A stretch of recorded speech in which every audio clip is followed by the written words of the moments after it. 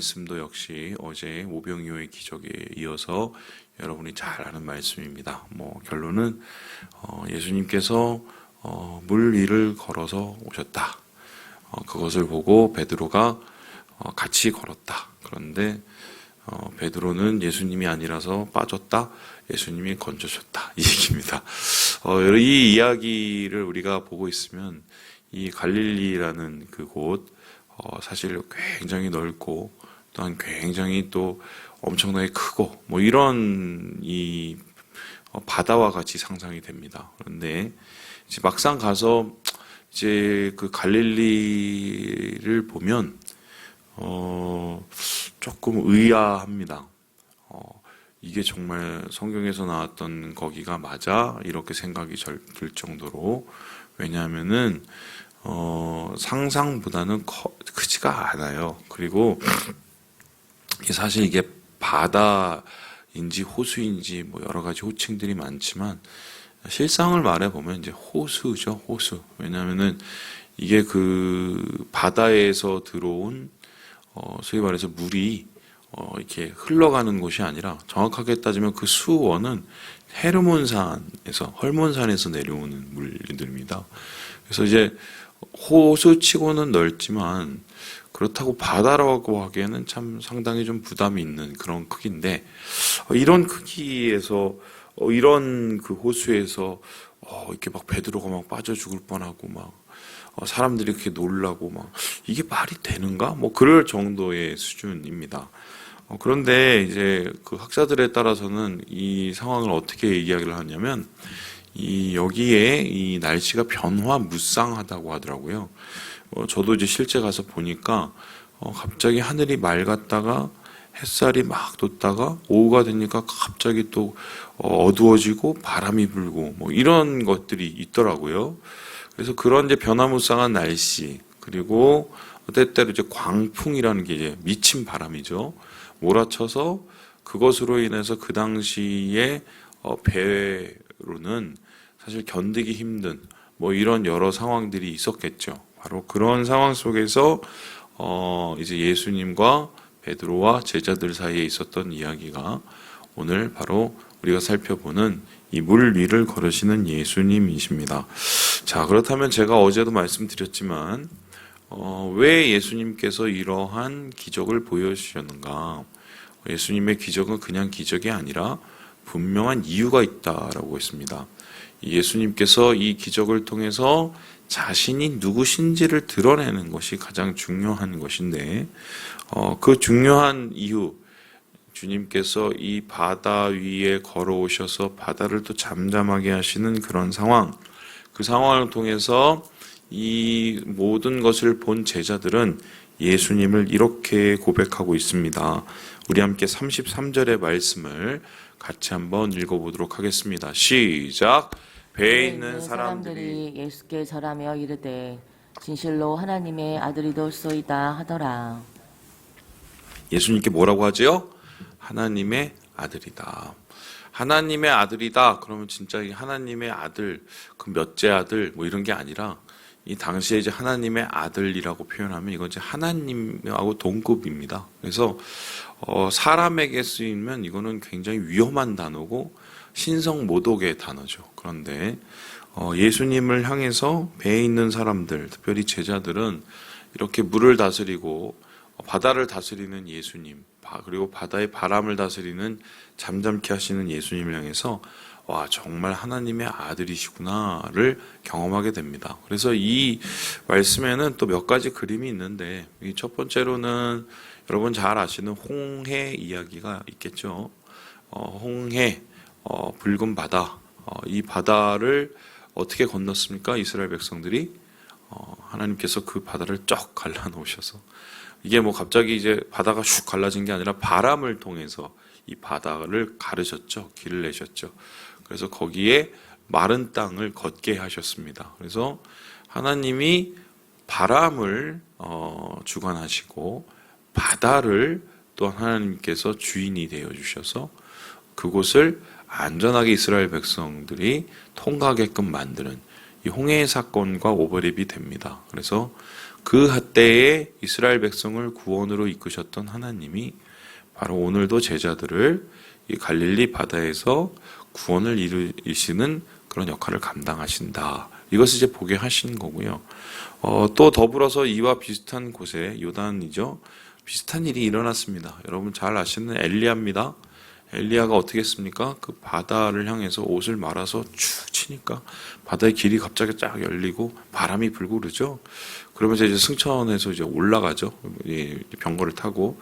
이 마찬가지로 예수님도 그 엘리야 대선지자 엘리야가 했던 그러한 일들, 그리고 그를 이어받은 엘리사가 했던 그런 일들을 동일하게 하시는 모습을 보면서 예수님의 정체를 이제 사람들에게 이제 나타나게 되시는 것. 그래서 이 이적과 이 표적을 통해서 드러내시는 것은 바로 예수님이 하나님의 아들이시다. 예수님은 우리들의 구원자시다. 예수님은 진정한 위대한 우리를 위해서 오신 하나님의 거룩한 자시다. 이것을 이제 주님께서 보여주신 것입니다. 이것이 이제 전체적인 이야기고요. 오늘은 좀 이것보다 세밀하게 이 말씀을 좀 살펴보려고 하는데요. 제가 오늘 말씀을 준비하다가 계속해서 보이는 단어가 하나가 있었습니다. 이게 뭐냐면요, 즉시라는 단어예요. 즉시. 예전에는 이제 이 말씀 볼 때 그걸 별로 그렇게 중요하게 여기지는 않았거든요. 근데 오늘 보니까 3번의 즉시가 나오더라고요. 우리 함께 우리 22절의 말씀을 같이 한번 읽어보겠습니다. 시작. 예수께서 즉시 제자들을 재촉하사 자기가 무리를 보내는 동안에 배를 타고 앞서 건너편으로 가게 하시고. 즉시라는 말은 어떤 뜻입니까? 바로. 그래서 굉장히 급한 단어죠. 예수님께서 여러 가지 것을 이제 생각하거나 판단할 그런 시간도 없을 만큼, 지체할 수 없을 만큼 이제 제자들을 몰아붙이셨다. 그러니까 한마디로 좀 예수님의 당황함도 좀 보이기도 하고 예수님의 다급함도 보이기도 합니다. 그렇다면 예수님께서 이 첫 번째로 이 즉시라는 단어를 쓰셨을 때 왜 예수님이 다급하셨을까? 여기 보니까 자기가 무리를 보내는 동안에 라고 얘기를 합니다. 그러니까 어떻게 됩니까? 앞에서 오병이어의 기적 다음에 무리들이 자기를 향해서 어떠한 행동을 했고 그에 대해서 제자들이 그것으로 흥분하지 않게 하기 위해서 즉시 보내죠. 그러면 무리들이 어떻게 행동을 했습니까? 요한복음에 보면 이 이야기가 정확하게 드러나는데 예수님을 이제 왕으로 세우려고 그들이 이제 다 보았으니까요. 하늘의 기적을 왕으로 막 세우려고 예수님을 이제 막 밀어붙이니까 어떻게 보면 제자들도 그곳에 있으면 같이 동료됐을 거예요. 그런데 예수님께서는 제자들을 먼저 바다로 보내시고 무리들을 피해서 예수님께서 그곳을 이제 나오십니다. 한마디로 예수님이 때가 되지 않았기 때문이고, 그리고 예수님이 원하시는 구원의 길, 예수님이 원하시는 그리스도의 길은 그런 식의 인간의 방법으로 소위 말해서 창과 그 칼로 하나님의 나라를 세우는 게 아니었기 때문이죠. 그래서 주님께서는 주님의 때를 기다리시면서, 그리고 인간의 방법이 아닌 하나님의 방법으로 하나님의 뜻을 이루시기 위해서 그 자리를 즉시 피하셨습니다. 즉시. 이러한 예수님의 모습을 보면서 우리는 무엇을 봅니까? 주님의 겸손을 보게 되고, 또한 주님의 마음속에 있는 하나님 아버지를 향한 순종의 모습을 보게 되죠. 순종도 즉시 해야 됩니다. 겸손도 항상 즉시 해야 됩니다. 바로 그게 예수님의 첫 번째 즉시예요. 이 두 번째의 즉시가 있습니다. 우리 함께 27절의 말씀을 같이 한번 읽어보도록 하죠. 27절입니다. 시작. 예수께서 즉시 이르시되 안심하라, 나니 두려워하지 말라. 여기서 말하는 즉시, 왜 즉시, 다급한 왜 즉시입니까? 안심하라, 나다, 두려워하지 말라라는 예수님의 음성입니다. 이 음성은 누구를 향한 것입니까? 26절을 보니까요, 제자들을 향해서 오신 것이다. 이 제자들을 향해서 왜 즉시 이렇게 말씀하셨을까요?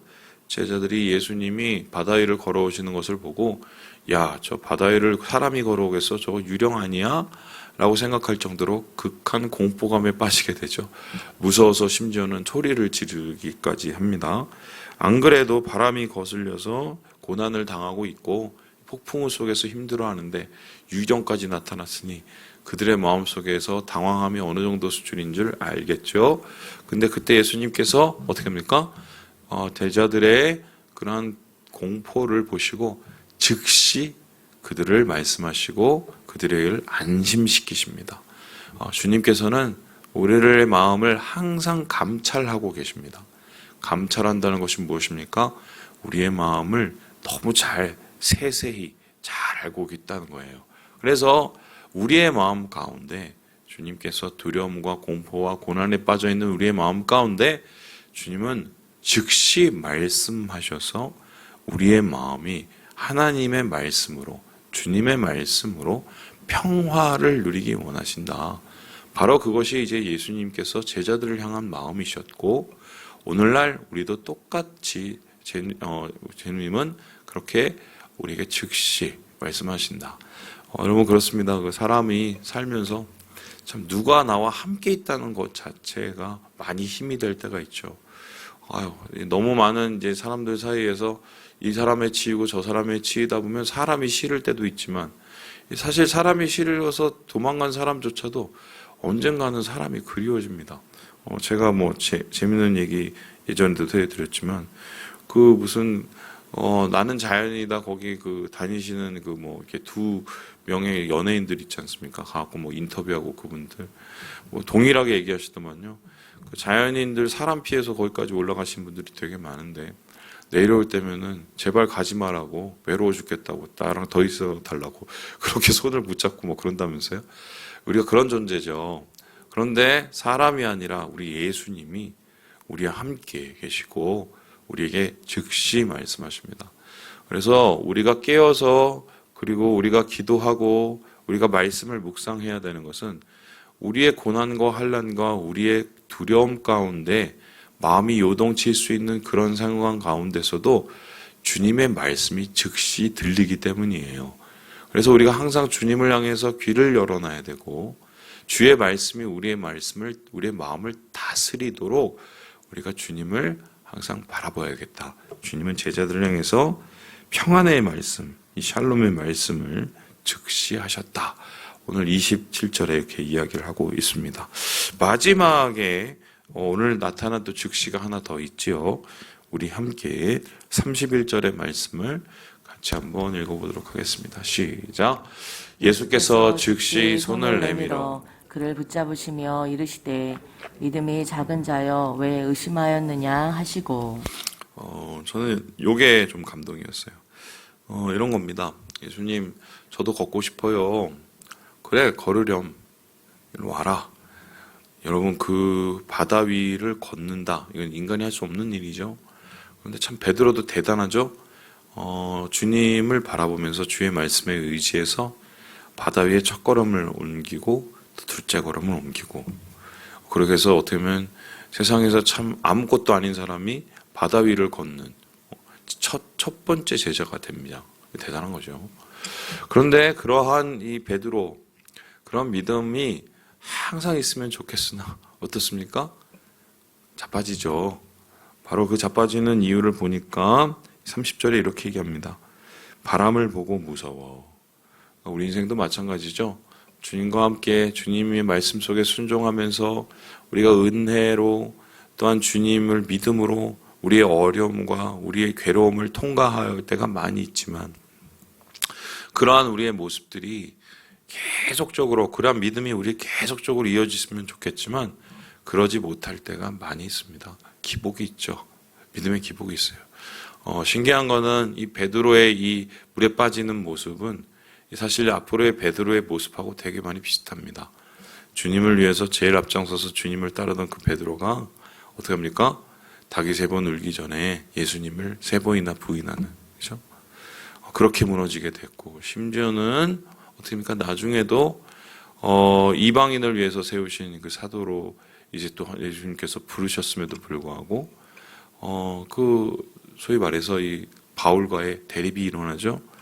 예루살렘에서 사람이 오니까 거기서 좀 도망가고 이런 비겁한 모습. 이게 상당히 좀 베드로는 열정적이기는 했으나 좀 그 열정적인 것만큼 좀 감정적이라 그 감정의 동요가 쉬운 그런 믿음이었던 것 같아요. 뭐 믿음이 파워풀하긴 하지만 그만큼 또 이렇게 스테이블하게 쭉 이어지지는 못했던 거죠. 근데 이러한 모습 어떻게 보면은 예수님 좀 한심했을 수 있지 않습니까? 아니 좀 걸으려면 좀 끝까지 좀 나한테 오지. 야, 그 몇 걸음 걷고 나서 그 뭐냐? 이럴 수 있어요. 빠졌어요. 물론 이제 빠지면 당연히 구해줘야 되겠지만, 저는 이 예수님의 반응이 이렇게 바라보시면서,